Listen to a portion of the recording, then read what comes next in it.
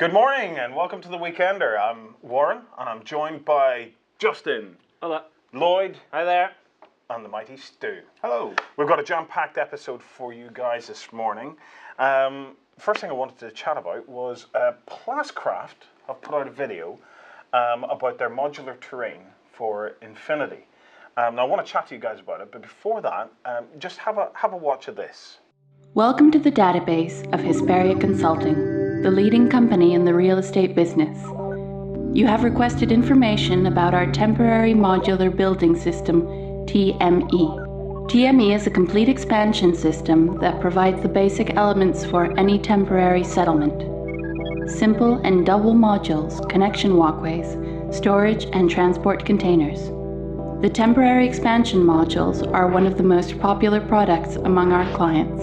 It's the leading product among entrepreneurs who want to embark in a new business activity in worlds in development such as acontecimiento or salvarima. The buildings are robust, versatile, and easy to build, and they create the perfect environment to carry out agricultural and industrial activities.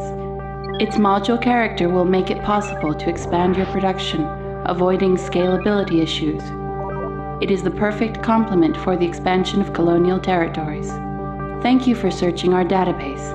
We hope that you found it useful.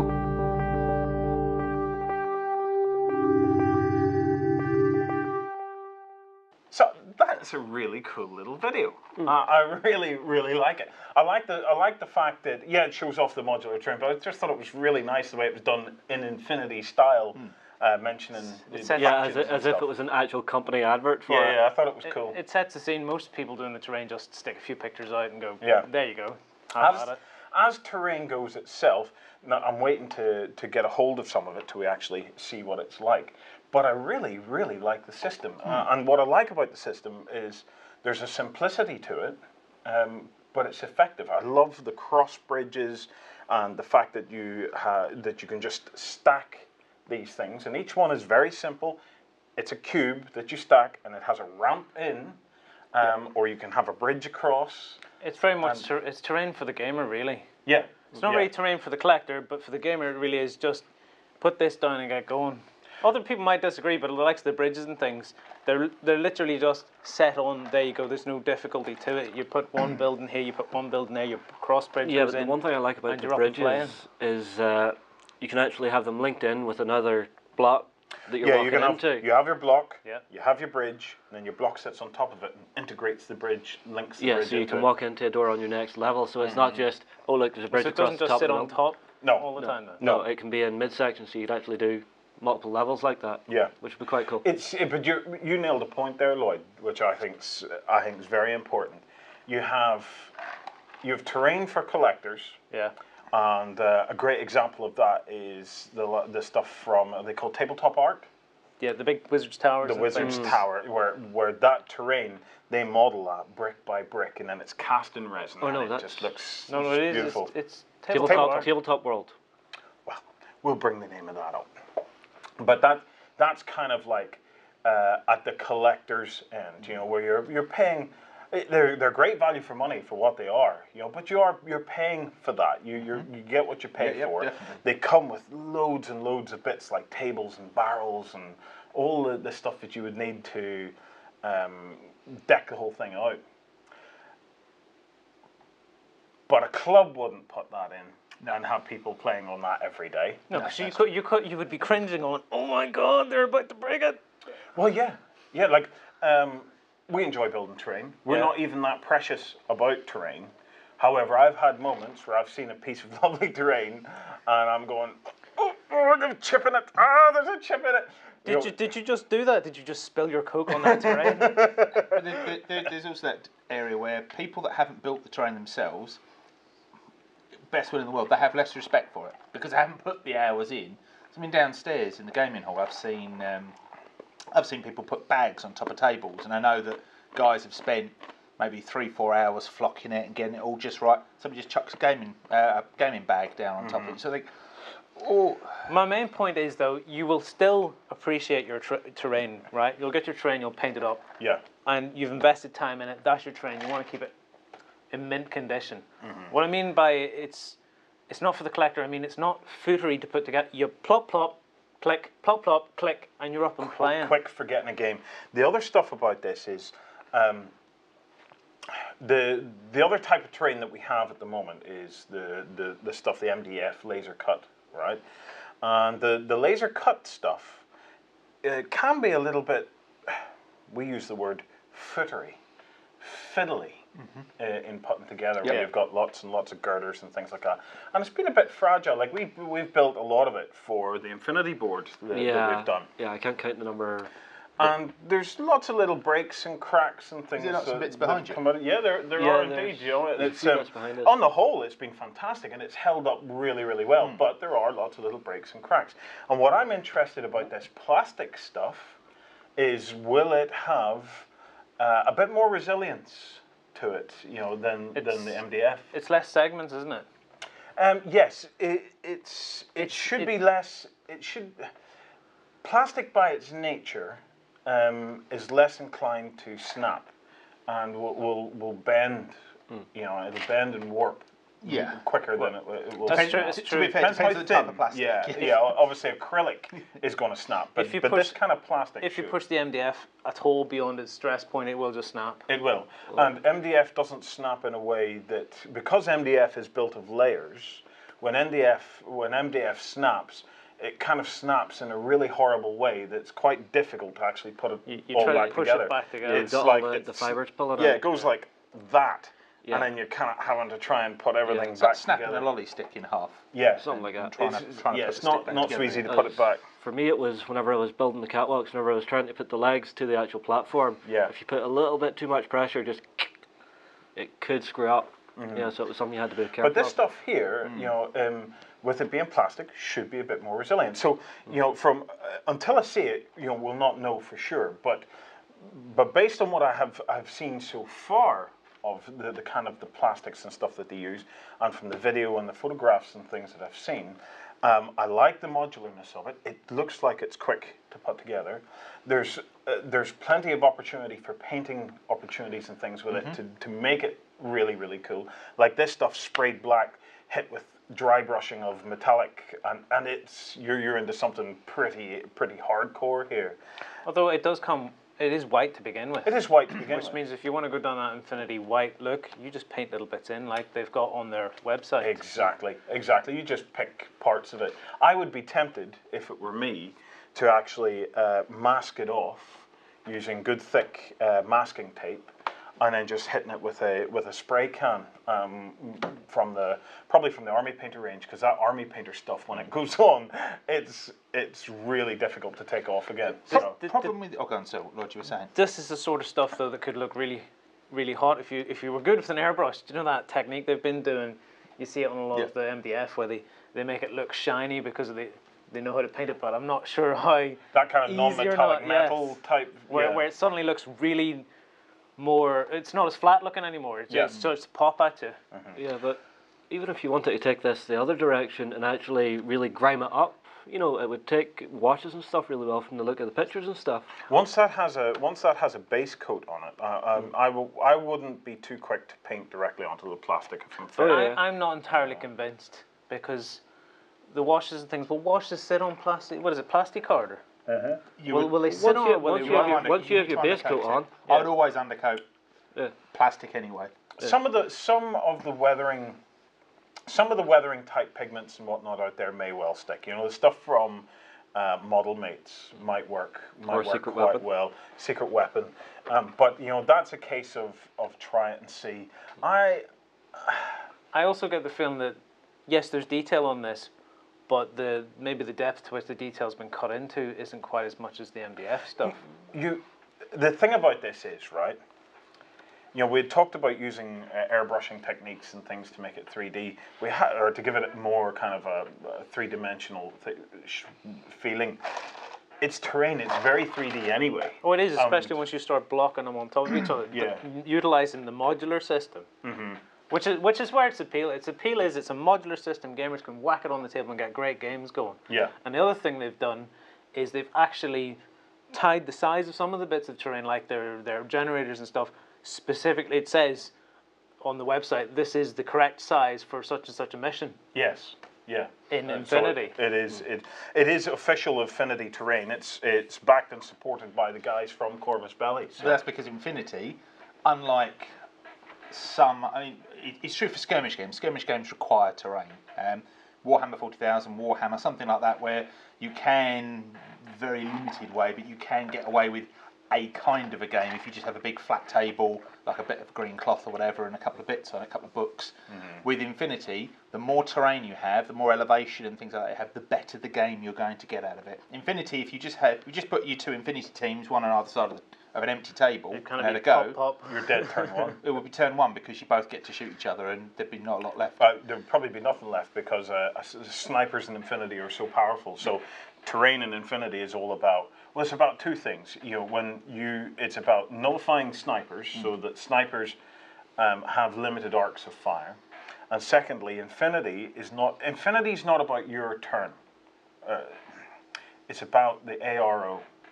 And when you're deploying and stuff in Infinity, you've really got to take into account that you are playing when the other person is playing. So your deployment is mostly made up of what's your opponent likely to do, and then how can I react to that? So it's interesting. I'm fascinated by it, and I'm looking forward to seeing it. Yeah, you caught me out with the ARO because all I could think about was Mint Arrow. No. So next up, another cool thing that I want to show you guys. This is kind of more for our role players, and this is the 3D Virtual Tabletop.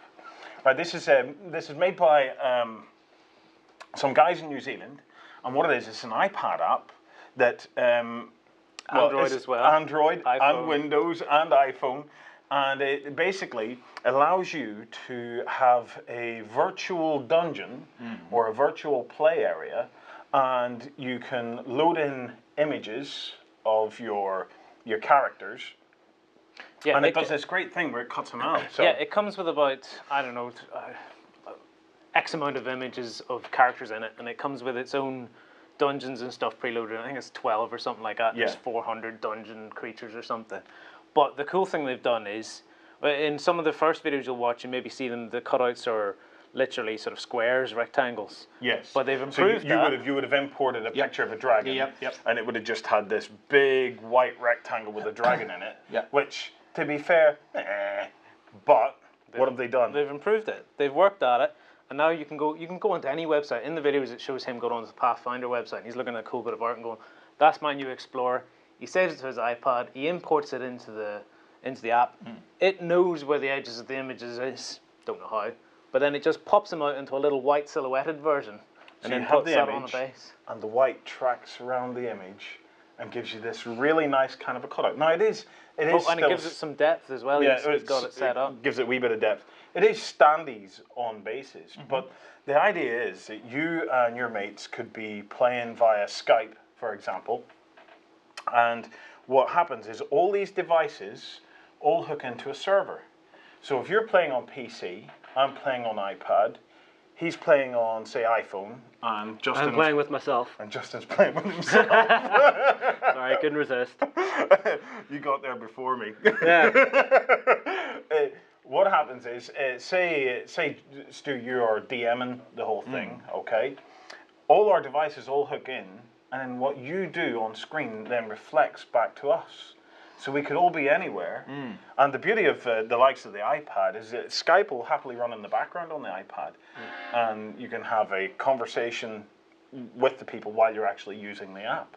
So you can have this role-playing session, and it all synchronizes. Let me give you a rundown of some of the features here, because I have some of the features in front of me here.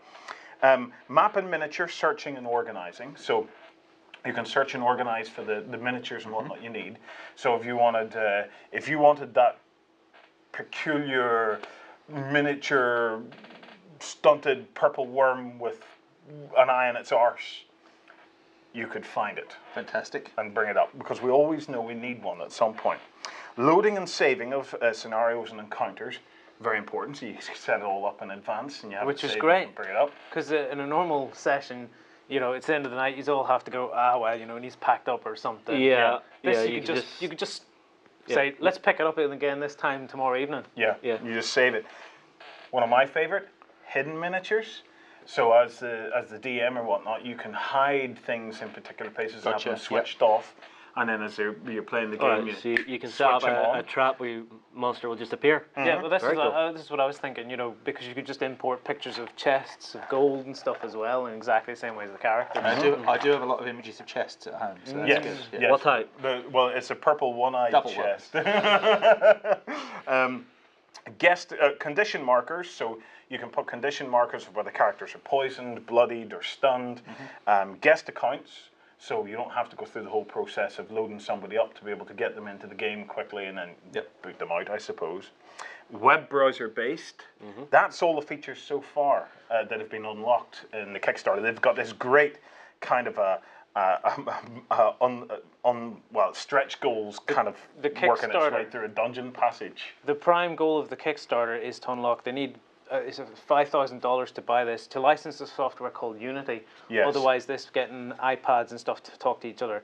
They're using a demo version, but they can't release it. Yeah, but I think they're using a basic version of Unity, but they need the pro version of Unity, and that was $5,000. They're well past that. They're at 20 grand now. Okay, which means that the next couple of stretch goals that they're working on at the moment is one, integration of Acton Cthulhu.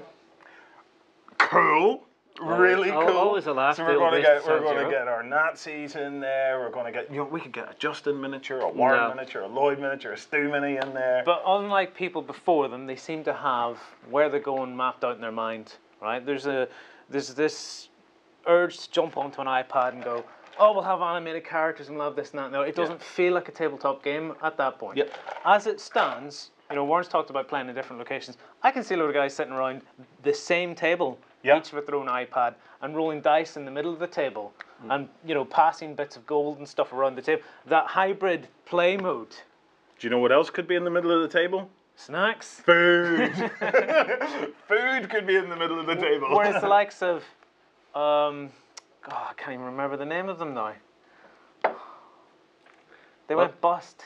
They were making a... Oh, Bastion, Exilis. Exilis, exactly. It was just... It was ahead of its time slightly. No, it wasn't ahead of its time. It was badly... It was badly executed. It was badly executed because it was like, I'll take your dice rolling away from you. You don't know what's happening. I'll have animated characters running around that don't really represent anything. I like the fact that they're not jumping in and saying, oh, the characters are animated and there's light and effects and all this and that. It's leaving... It's a nice blend between the virtual and your imagination. So it's just giving you a virtual play space. It's literally just giving you it's just replacing the mechanic of you actually being having to reach around. Yeah, so a virtual play space. The table. Okay, just so as I can be clear on Exilis, because it's something that's close to my heart. The idea was ahead of its time. It was slightly ahead of its time in so much as the technology to do it maybe would have struggled. But Lloyd's absolutely right. Its ultimate downfall was due more to the fact that they couldn't execute it properly. And that can happen for all sorts of reasons. But it's interesting you brought it up, because in my inbox this week landed what I can only describe as the hate mail? son of Exilis. And I think they're going to nail it. Really? This comes from the guys behind Shadowrun. And what they've done is they've created a tabletop game where you have your miniatures and you have your board. Is it Catalyst do Shadowrun? This is called Harebrained Schemes, I believe, is the company behind this. I'll get you guys the info and the lowdown on it. But what happens... I'm guessing at the technology here, because this didn't exist when Exilis were around in any meaningful way that could have been in the execution. But they have a stylus. They have a big, fat, funky pen. Okay, a big, fat, funky pen. So about the size of a remote control. And you just, as you're interacting with it, you just touch the board or touch the miniatures, and it then beams all the information of that miniature back to your iPad. So if this miniature in this square is going to fight that miniature, you just go bink, bink, and then bloop, it all comes up on that. and it works out what you need to do and stuff like that there. So I believe there's RFID. Is that not what drove people batty about Exilis though? It depends on how much it works out, because the problem with Exilis was it felt like I'll move this miniature to that square, it does everything else. I move a miniature to another square, it does everything else, and I'm sitting there going, well. So one of the key drawbacks. What we have to wait and see. I love the fact that they're introducing RFID into the mix, because I've long been a believer that RFID is going to make its way into our tabletop games. Near field communications and stuff like that. And augmented realities and stuff. Absolutely, going to make it into our hobby. One of the key issues with Exilis, I maybe referred to it as Infinity, Exilis, was that there was a severe detachment from you as a player and the miniatures. One of the great things about 40K and other games of that ilk, and we've talked about terrain in Infinity, is it encourages you to get down and get in among the actual action, because you're looking for lines of sight. Terrain makes a difference. It moves you and steers you through the game. Once you have it that it's just everything is based on a grid, and these monsters can attack monsters that are in this layout of the grid, suddenly terrain becomes too abstract. The abstractification of the game goes, I believe, to too high a level. So we'll have to wait and see. Well, where's the line between what we're talking about now and Skylanders, or is it Disney Infinity? Yep. And I've been looking a lot at Skylanders and Infinity recently, because both of those, I believe, also are really starting to point the way that our hobby could potentially go. In so much as those miniatures, and I call them miniatures because that's what they are. Yeah. Some of those miniatures, I've been buying them for my daughter and putting them past to bring them out for her little Scooby-Doo dungeon game. Of course you are, yeah. But some of them giants, Skylander giants, are fantastic looking models in their own right. Yeah, they're cartoony and stuff like that, but they're really well done. Warcraft is cartoony. They've got RFID built in, which means that the model knows itself. So whenever you put it down, it sends a signal into the system of what it is. But not only that, it's got a kind of like an ability to draw power wirelessly from the system. So that using probably some kind of magnetic induction or whatever, so that whenever you actually put it down, lights within the model light up. So flaming balls and things like that all light up. But the two hobbies that works in the realm of video games as a hobby and collecting stuff as a hobby. Yep, definitely. To me, that doesn't fall into tabletop gaming as a hobby. Now, what I'm going to put, this particular 3D virtual 3D virtual tabletop. Oh, we're going back to that. Right? Okay, yep. Let me take it back. We'll to just that. pull right back. When I look at it, people can go, "Well, but it's not my hobby." It damn well is, because they've managed to maintain an aspect of hobbiness. If you're any good on creating your own images and things. Yeah. For example, I could jump into Photoshop and think, "Oh, well, I'm not going to paint a miniature, but I will create my own miniature and put it into the game." But that's because, and anybody that doesn't know Lloyd, Lloyd is the guy behind all the graphics and everything of PC4. That's because you have the talent and the expertise to jump into Photoshop. But there's lots of people that do it. You know. Yes. Andy turned up on what day did he turn up? He was coming over for an event. Grumpy Old Wargaming, and he had this table that he'd built, and he'd pasted bits and pieces together in Paint or whatever. It still allows an element of crafting your own tables, your own environments, which you can import into the system. Whereas the likes of Skylanders and whatnot is a locked-off system. They create the thing, you just collect it. Until, and I would like to be around for a long number of years, okay? I'd really like to be around for a long number of years. And I'm going to put on my prophecy head now to the day when you will receive a sprue. It probably won't come on a sprue, it'll be clipped out at this stage. Don't think so. Of the Space Marine. Yep. And inside the weapons Yeah. and the torsos and stuff will be individual RFID identifiers. so that whenever you glue together your model with its weapon and its particular torso, with its particular armor and all its particular bits and pieces, all those RFID signals will be combined by the machine to say that is what that is. See, I see it slightly differently. I see 3D printers in the home. So you wouldn't even get sprue, you just print out the model, and that the machine will, because I was watching a program, well, so not watching, I was listening to a program, I listen to Radio 4, I'm that kind of guy. I was listening to a program about the automated shopping tills. And at the moment, they are the unidentified item in the bagging area or whatever it is, or that's being eliminated. They're not getting better at weight. It's all based on weights at the moment. What they're now moving on is that the till will know what the item is by sight. So it will identify. So again, you won't have to put little chips in things, because your whatever is your hub thing will just go, well, that's a bolt gun, or that's a. If you want by using RFID, and I'm going to take you 40 years into the future here in 1 second. By using RFID in our goods, okay. You could get to the stage where you go around a shopping market or whatever, and you walk up to the till, and I've seen this demonstrated. You push your trolley up to the till, and all the RFID near field stuff just goes, and it just calculates the entire contents of your till. Let me take you 40 years into the future, okay? Because I listen to Radio 4 too, religiously.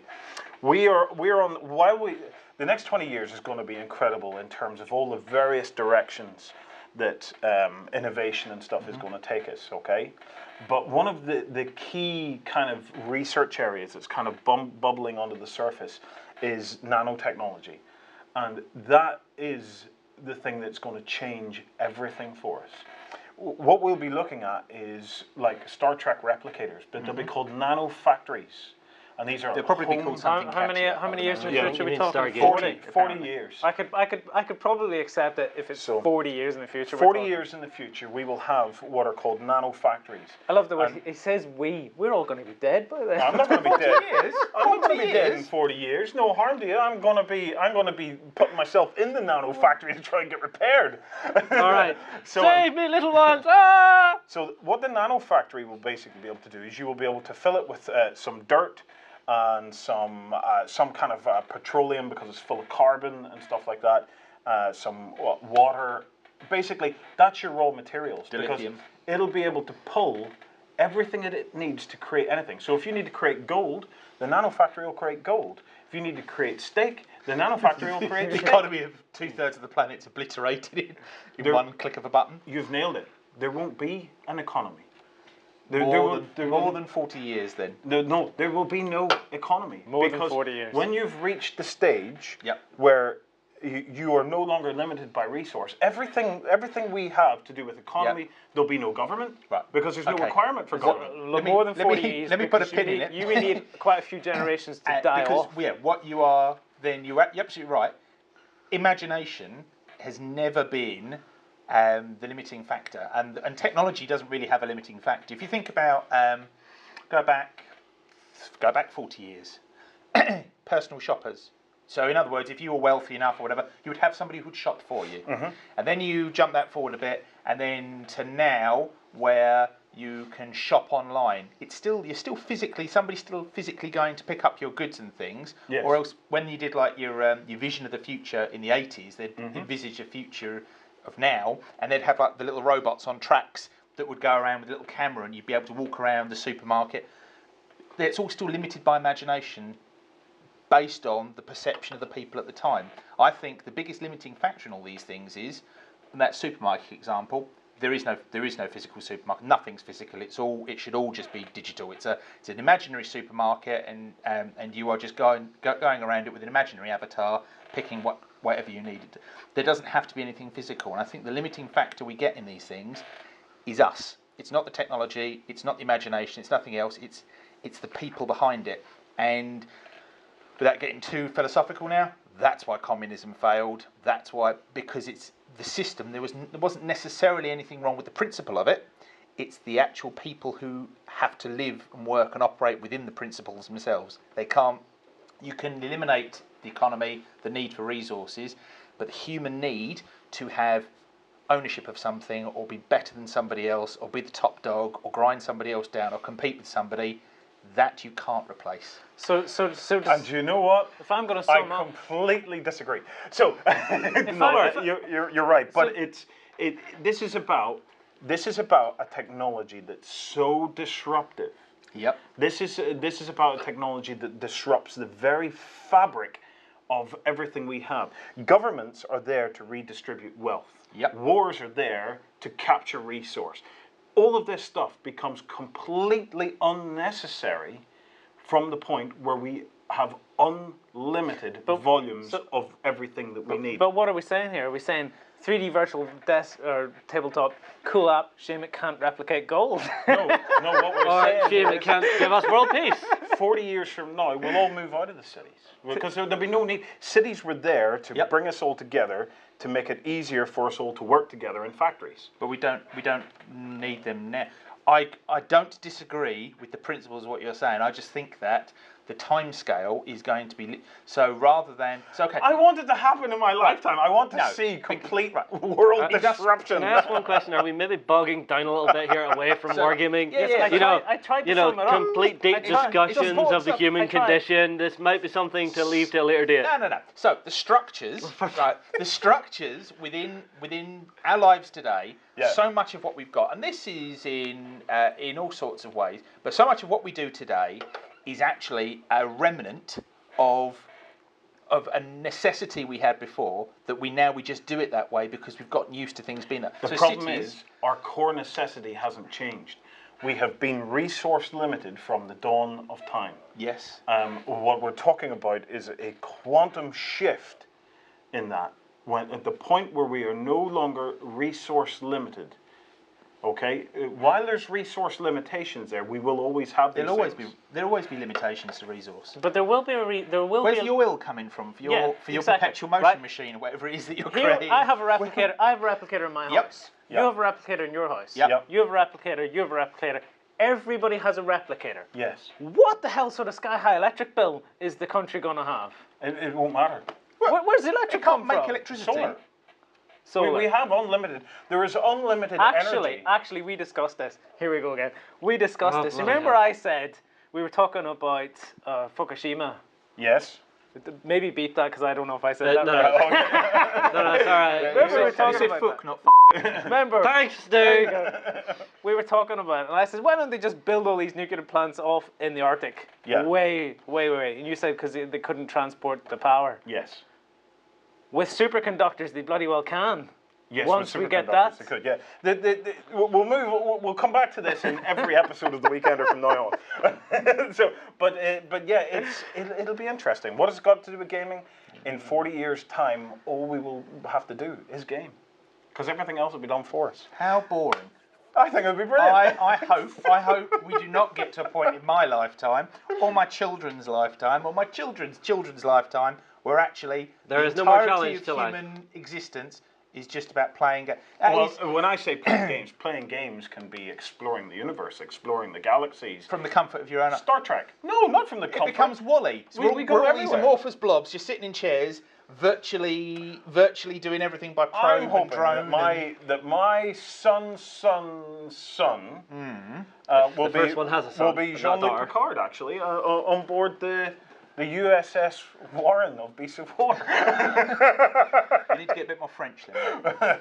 Anyway, one of the things on the subject of creating stuff, last weekend we had a busy weekend where we were able to bring back to life some of the stuff that we've been looking for a while, and the Deepspace Assault Console resurrected itself as an app here on Beasts of War. To continue its 5-year mission. To continue its 5-year mission to make your games of Space Hulk all the more atmospheric. Have you given it a refit, a movie-style refit? Well, actually, we have plans, because the Deepspace Assault Console, the reason we're moving it into kind of like an online app that you can have access to, it's not on iPads and things like that yet. We are working on that, but it takes time and money. But our hope going forward is that we can expand on this a little bit, and that whenever you're, as a backstager, it's open to backstagers. As a backstager, you'll be able to log in and there could be more than one console available to you for use in your So that's in the your Deep gaming. Space Assault console. Then you'll have like the Deep Space Voyeur console. Or Oh, we may Or have the Deep Apocalypse the console. underground console. Who knows? Who knows? The Deep Hole Explorer. Vice console, Pro Yeah. console. We've reached that stage, that part of the show called Game of the Weekend. This is something new that I want to introduce, where in each episode we're going to try and show off a game to you guys. It's a little bit of show and tell. It's not quite an unboxing, it's not quite a review, but it is kind of a bit of both, Okay. to be honest. The game that I wanted to show you guys this week is something that I've been playing on and off and I've grown a deep love for, and I want to show it to you guys. And it's Scooby-Doo? called Formula D. Formula D. I am a huge, huge fan of Formula One at times. I am, right, most people's love of Formula One's probably down here. My love for it is on average about here. And it goes up massively and it can kind of drop a little bit and then goes up. Most of it depends. Some seasons get really interesting. Other seasons start to get very, very boring and very, very predictable. It has seasons. I'm learning something already. Go on. Yes. Honestly, I just watch it for the crashes. But my other half, Andrea, is also a big fan of Formula One, as is he and as is a number of my mates. So this board game here from Asmodee is one of my new favorite pastimes. So let me open it up, show you guys what it is, and give you a brief insight into how it works and why I love it so much. And one or two of the little things that you might change about it. So inside, you get two rule sheets, okay? You get rules for beginners, which are basically what I'm going to focus on in this video. And then you get rules for advanced players, okay? I'm going to focus on the beginners. The advanced player rules are very interesting, and I'll explain a little bit later in the video why. But let's just focus on this, because believe me, when you buy this game, you will have so much fun just playing this before you even move on to anything more advanced. Why is it called Formula Let's see D? that, Justin. Because it's, well, Formula, obviously from the... Formula from, One. Well, but there's Formula 2, Formula sure. 2000, and so on and so forth. I believe the D is for dice. Makes sense. Makes sense, yeah. Which leads me very nicely Thought it onto a core mechanic in the thing for the basic rules, in that the dice in the box, you actually get a complete set of poly dice, okay? So you get all these different dice, and being gamers, we're all massive fans of dice. Oh, don't mix them up with your existing ones, huh? No, you want to keep these, and you want to keep them specifically in those colors. And here's where I fell in love with this game, on this one little thing. You're going to love this. First gear, Yep. second gear, Yep. third gear, fourth gear, fifth gear, keep that to one side, sixth gear. And what that, in one beautiful little mechanic, did was give you the sensation of speed as you're actually going accelerating through the car. Yeah. It also gives you not only the sensation of speed, but it gives you the sensation of, oh my god, I need to brake, as I'll show you in a second. So you get one of these, which is each player gets one of these, which is kind of like your little control panel. And in your control panel, you have a little marker, and you start with 18 damage points, okay?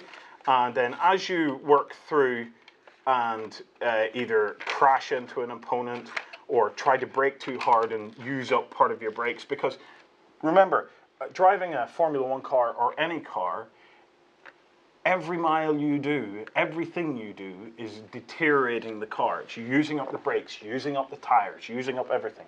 So this represents the general wear and tear of the car, okay? Later on, in the advanced rules, you flip that over, and you get something a bit more advanced where you get wear and tear on particular elements of the car, like the shocks, the engines, the brakes, the tires. So it goes into even more detail. So you get that little marker there, and then the other thing that you get is in this little bag is your gear stick. And it slots in there like that. So as you're powering up through the gears, you move that little marker so as you know what gear you're on. Okay, the cars themselves, you get a little bag of cars. And of course my favorites in it are the little kind of F1 or IndyCar type cars, the open cockpit cars, which just happen to be my favorites. So let me move this stuff just out of the way slightly. Okay, so I bring in the racing track itself.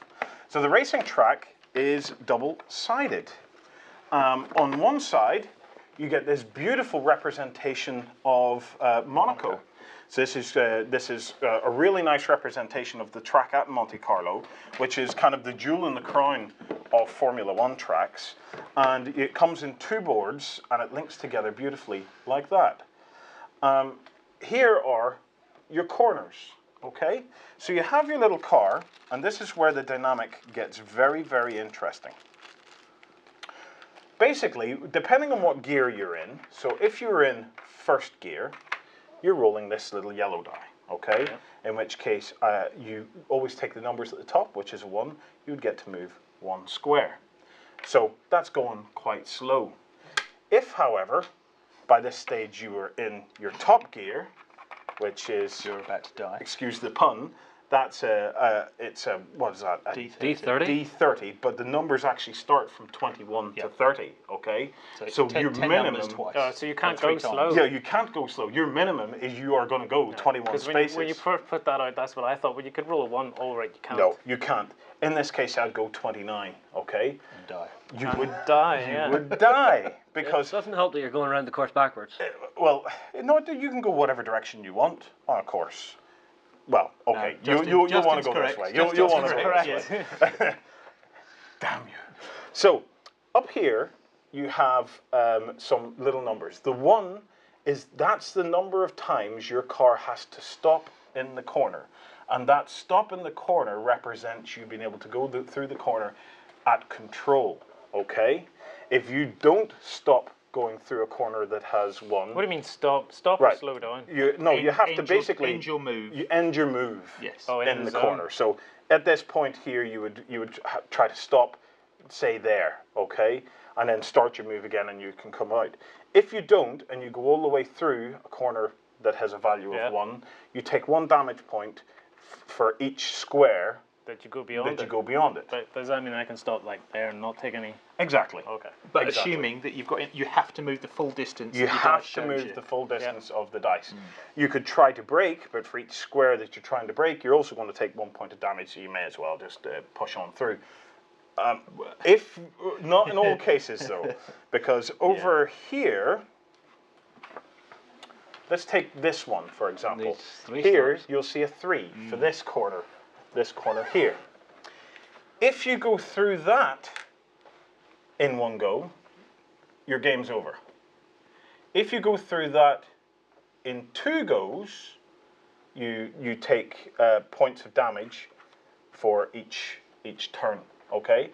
And a corner with a value of 2, if you go through that in one go, you die. Or if you go through it, you're not on the camera there. Yeah, if you go through it and stop once, you manage to get through it and you will just take points of damage. But you don't want to do that. Basically, what you want to try to do is to stop the number of times. They also have another handy reference on this. The red is the minimum number of squares to get through it, and the green is the maximum number of squares to get through it. So say as you're trying to count it, you'll know, for example, to get through this corner, the maximum number is 9, going the other way. Minimum number is 5. Right, going in this direction. Justin's right. So, and that's it. Really that is simple the game, basics really good game. of the game. You start off, and everybody rolls the black die, and whoever rolls the highest goes first. Whoever rolls second highest. I don't understand how you break. Right. Okay. Let me show you. So Maybe I'm asking a wrong question. No. Let me give you some examples. So, say we have cars here, and another car here, and Justin's little yellow car there. Let me tell you some things about it, okay? Firstly, whoever's in front gets to go first. Yes.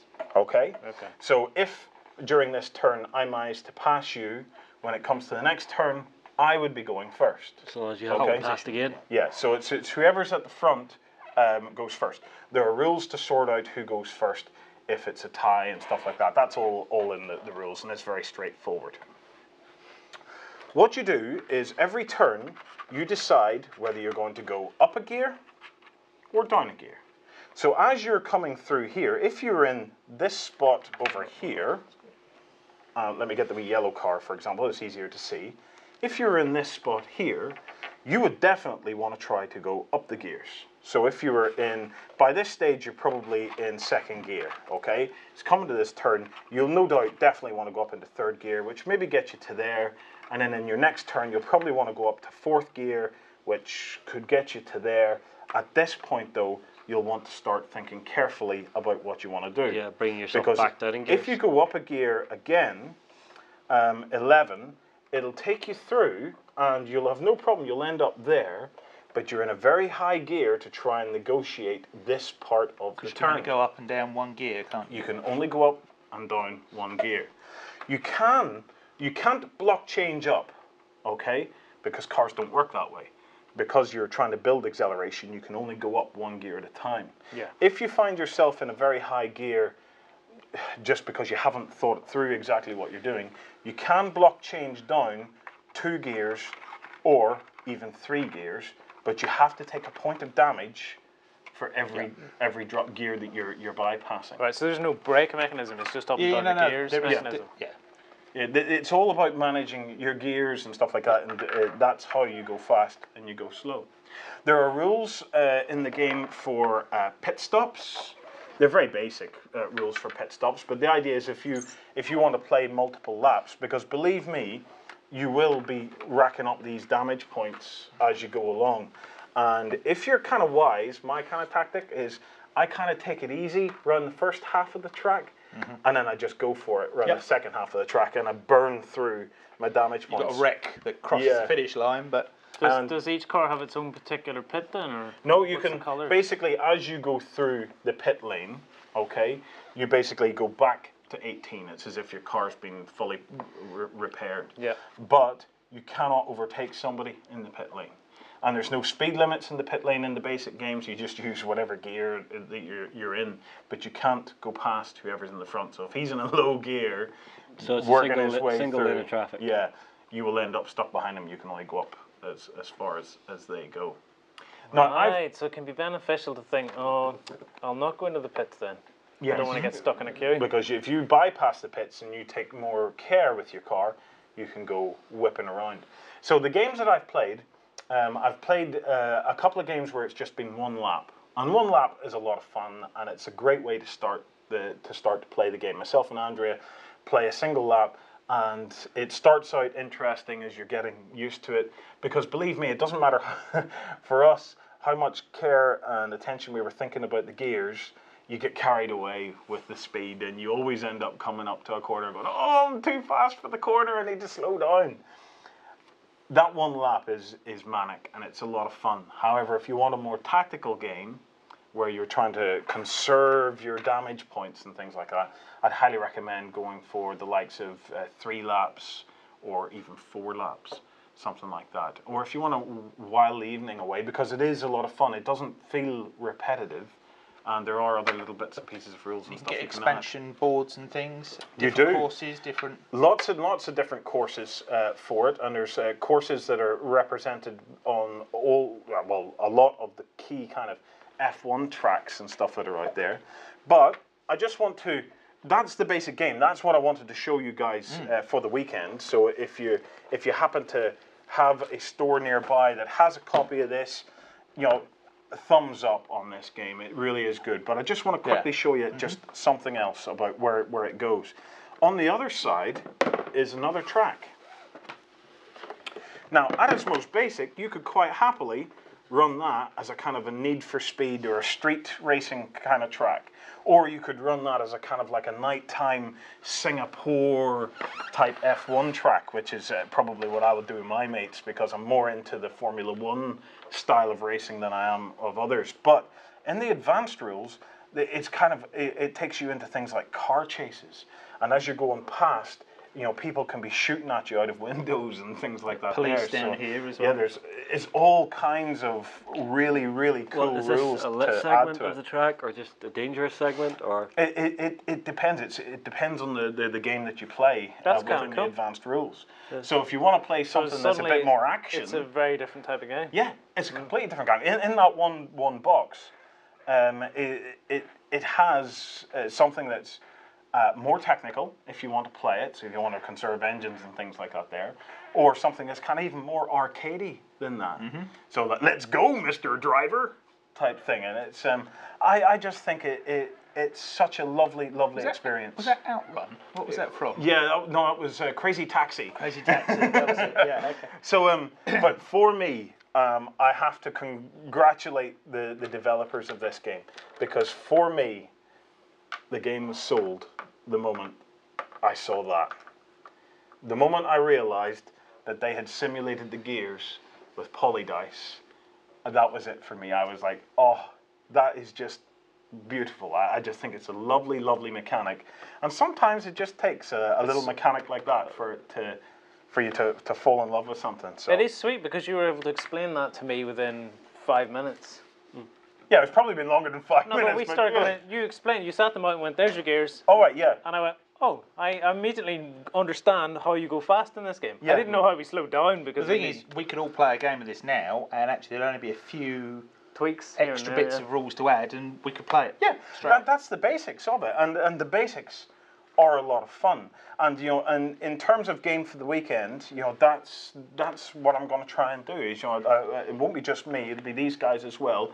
We'll bring board games or other games in, and we'll just go over the basics of it, so that if you wanted to try and pick something up and have some fun with it with your families and friends, that's what it's all about. So Formula D, massive thumbs up from me, and just very enjoyable.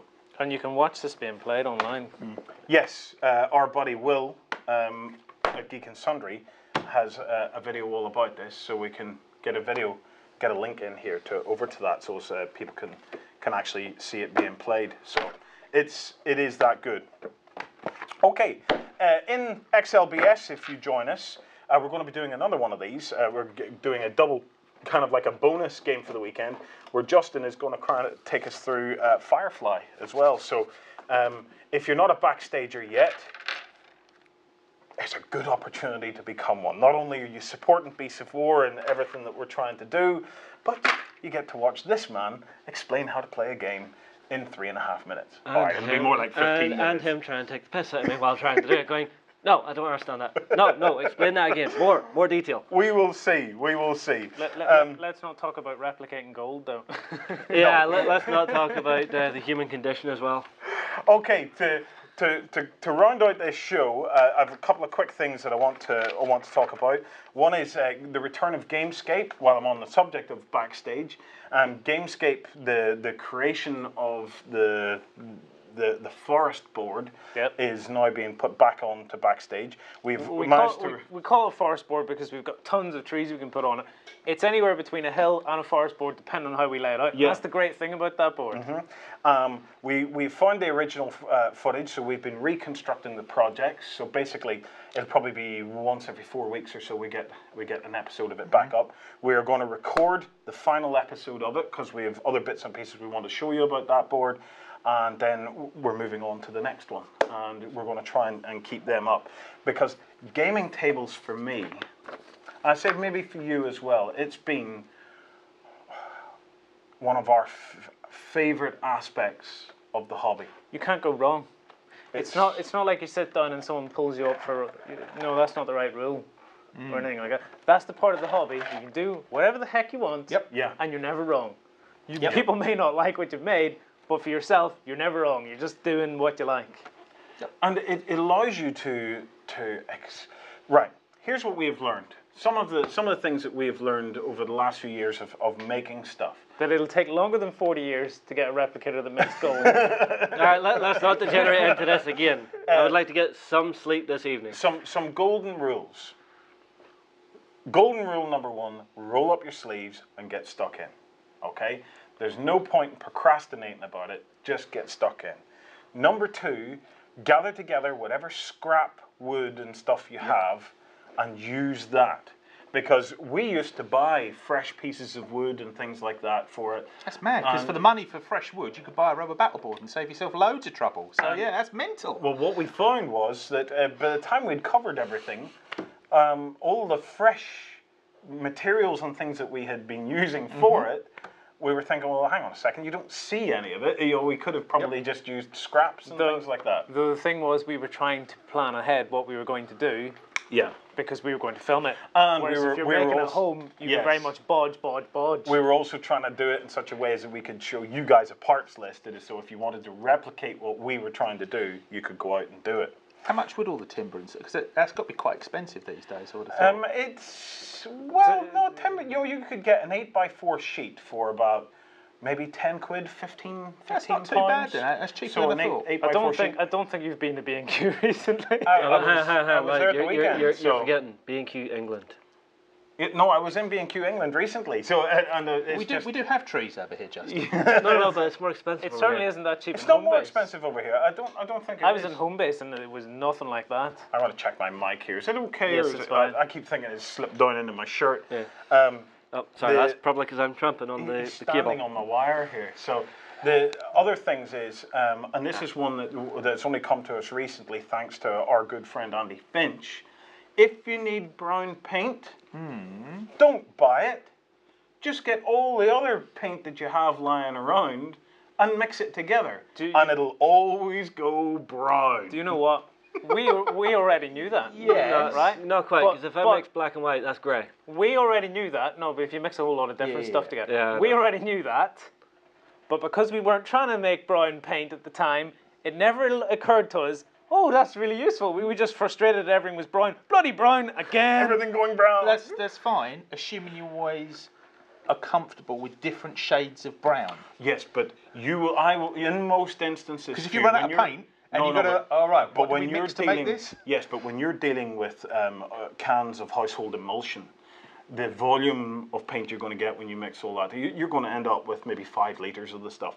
You're not going to run out. You're going to have tubs of paint left. You're going to have lots of paint left. And what you do with those tubs of What paint? do you do with the brown paint you got left? You put it to the side. And mix it with other paints? Well, you could do that, or you can use it to like stipple or dry brush on your next project. What you do, you mix up, get whatever shade of brown. If you need to darken it, stick black in it, and that'll darken it down to get you a darker Traditional, brown. yep, like right. it.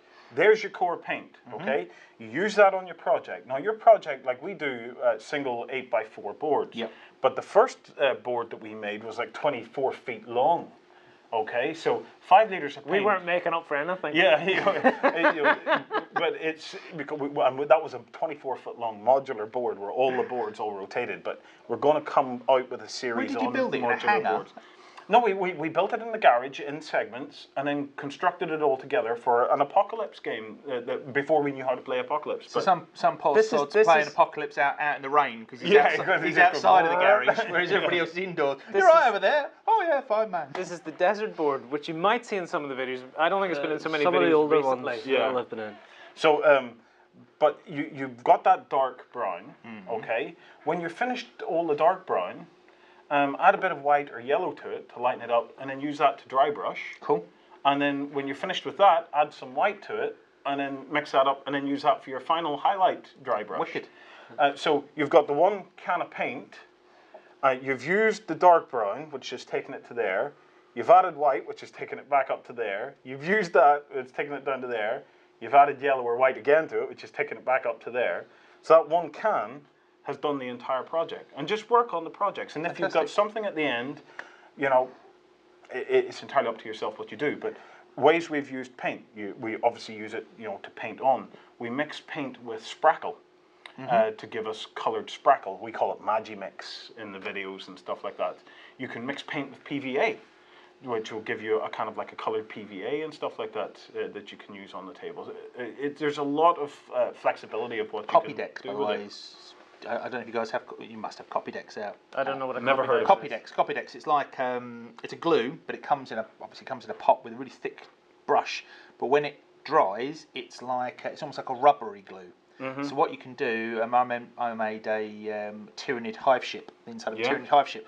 And what you do is you paint it up, you spray it all, you come up with all your weird and wonderful paints, and it looks rubbish. But then you chuck a load of the copy decks on it, and you paint it, and then once it's painted, and you sort of cover the whole thing with copy decks, you then pull it, and because it's like a very thin rubber membrane, it then tears, and where it tears, it then kind of separates up a little bit, and you do get that kind of weird membrane look, like on. Have you seen like the original stuff they used to make sausage, or the skin of a haggis and stuff? Yeah. You know, we get like the lining, organ lining and things. But it's also really good. Once you've done that, you can and you get that kind of weird effect. You can then do it if you've mixed beforehand. You've mixed in a bit of grey or a bit of something like that. It's almost like spider webby kind of stuff then, and you can really, so you can have your big brown board of whatever, and then actually cover it in copy decks or something like that, and then just start to pull it apart, and it will make be like kind of weird alien landscape or kind of awesome. We've got giant to try spider nests or whatever you want to make out of it. It's good stuff. Copy decks. Yeah, copy decks. Stock up. It's good. Good stuff. So GameScape has returned. If you're interested in that and learning how to build it, because we film every step, you know, it is complete guides to the whole thing. There's nothing kind of fast forwarded or whatever. There is fast forwarded bits. Surely. We're painting large bits of Yes. PVA. Yes, but I mean, we're not missing any We don't steps. skip anything. We There don't are- skip it. There's It's- other videos on there, and they'll stick a music track on, and some guys go, blah, blah, blah, hell for leather, and you don't really know what's going on. Everything has been explained. These are true tutorials in that sense. So 6-hour videos, that kind of thing. No, Well, it's not. No, it's not 6 hours. By the time by the time the whole thing comes out, it's about 2 and a bit hours. I think it's about an hour and a half. As it stands, we have another episode to record, so it'll probably be about 2 hours, say. It's not one of these ones where you finish what you're doing live and it looks like a big piece of crap, and then you go, and obviously yours will then have, well, we're just going to let this dry. Here's one that is already dried. It's all like airbrushed. beautiful, it's just stunning, lit, backlit. No, it's a good, complete guide to the whole thing. Got your chips And if you're if you're a Backstage, or feel free to PM any of us or catch us on the chat or post in the forums, just jump into the actual or the comments. posts in the comments. And if you've any thing that you'd like to see made in GameScape, because somebody's mentioned modular terrain, we will be doing that because we have certain expertise. And someone else has mentioned cutting big polystyrene blocks with a knife and then just snap it. It's a perfect way to do it. Yeah. We may not be doing it in this video, but that is a perfect way to do it. You we'll just show, score it, we'll show take it to the about edge of the table and go and smack. And don't stab yourself in the hand, Lloyd. Yeah. Yeah, that's not this project. Mark, So- before you go for your last one, can I call out the 2 winners that we Yes, have? for absolutely. This week? So we're giving away some of We the have last a prizes. Kings of War 2-player starter set. Perfect. Who won That's that? going to Dirge Pilot. Well done, mate. Yep. We then have the Drop Zone Commander 2-player starter set. Yeah. Yep. The lucky winner for that, Rocket Yeti. Well Congratulations, done. mate. Well done, mate. Well done. And then So we have someone one more said to they're give away going, in the XLBS. Yeah, in XLBS we're going to be announcing the winner of the PHR Army. So when does Rocket Yeti was it? Yeah. When does he get his his or her 2-player He'll get his starter? signed 2-player starter set. Yep. Just around the launch date on, I believe, September Fantastic. 28th or whatever. Not long to wait then, mate. No, not very long to wait. In XLBS, we're going to be talking a bit about Kings of War. Really, really enjoyed some filming that we've done recently on Kings of War, so I'm going to be talking about that. But to close the show, I wanted to mention a very special event that's taken place for charity. A long-time member of the Beast of War community, Tin Racer, Steve Foote, is doing a kind of like a live Warhammer battle, a massive live Warhammer battle that will be streamed that you can help support, and it's for Sofia's Stepping Stones. And here's the thing, it lasts for 48 hours. Yeah, They're going to battle for 48 hours. It's a proper full-on battle. This little girl, she has spastic diplegia, which is a form of cerebral palsy, and they're trying to, she's a gorgeous little thing, and they're trying to raise some money to help that. It's a massive game, continuously for 48 hours, as Lloyd says. They're going to broadcast it live over the web. They're going to get some prizes. As Beast of War, we're going to try to chuck some prizes and stuff in there as well. And the players are going to be having to do that in shifts, I'm guessing. We don't know. It's up to them. I'm just looking forward to seeing it. But if you can, it's worth throwing some support there, because any help that we think can get, I'm sure, will be greatly appreciated. We'll have links to the blogs and stuff that's up there. So Folks, that's it. We're going to move on now and get ready for XLBS. Again, we'd love you to come along and join Backstage and join us on XLBS, where we're going to be talking about RoboCop, Batman, Kings of War, and of course Justin's going to do his whole Firefly, the basics. Oh, and did I mention we're going to talk a little bit about Space Marines? And gold replication. and replication of gold. Why communism? And isn't a practical Warren's system theory for human on what condition. people will be like in 10 years' time. Because we jumped 20, we didn't go 10. So what do you think they'll be like in 10, I wonder? Nothing's going to happen in the next 10 years. All right, guys, thanks for all your support. Thanks for watching. We'll catch you soon. And please, please, go and join us on XLBS. See you soon.